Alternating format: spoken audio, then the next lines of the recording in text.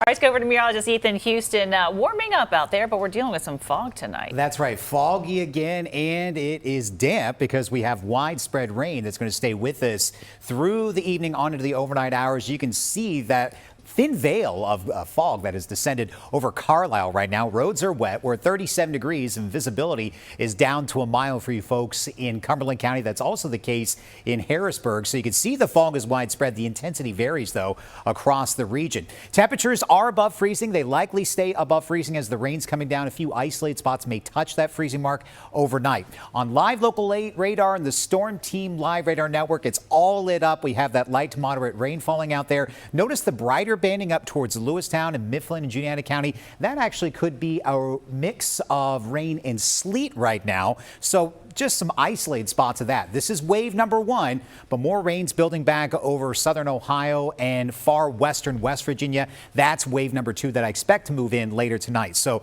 on and off rain with areas of fog, light winds. It's going to be damp out there this evening, and it is an impact night as that fog could really be thick through the night, first thing tomorrow morning. Eventually, this rain moves out around midday tomorrow. May get some peaks of sunshine tomorrow afternoon, but it is going to be another seasonably cool day with highs in the low to mid 40s. So watch what happens here on the predictor. You can see that first wave moving on out, and then after midnight, here comes wave number two. That will be with us through the morning commute, and eventually around lunchtime, the steadier rain moves on out. Could get clipped by an isolated shower late tomorrow evening as the center of low pressure moves overhead. I think much of the valley should expect to pick up half an inch to an inch of rain. Saturday looks dry, but then our attention turns to the west for our Sunday. Made it to 38 for the high today, just a trace of rain so far. Here's a wide look at the temperatures across the region. Mild over the Ohio River Valley, also across the deep south, but you can see back over Salt Lake City, we're starting to see clouds thicken up. You can see the rain and the snow showers back over parts of Nevada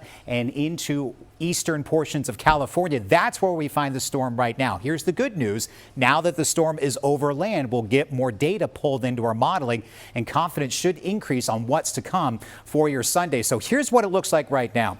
Notice snow to start Sunday, but notice that rain-snow mix line is very close to the Susquehanna Valley, and we're talking rain just off down to our south. Now, it looks like the center of the storm is going to be off the East Coast, but we could be dealing with some snow continuing on into Sunday evening. So now a high chance that we're going to be dealing with precipitation on Sunday. Looks like most of it's going to be in the form of snow, but a winter mix will be possible. Timing looks to be Sunday morning through Monday afternoon, but in terms of the details, still coming into focus. So highly likely much of the valley's picking up a coating. 4 inches, possible lower chances that it's going to be a heavier snow for us, something we will continue to fine tune. So timing, we have high confidence in this. Storm track moderate. Looks like the bulk of the storm is going to be pushing by to our south, but we get clipped by this. But in terms of the totals and the mix line, that's what we're going to expect to see, how much snow or that wintry mix if that line shifts 50 miles or so in its track in the coming days, and we'll continue to fine-tune the forecast as it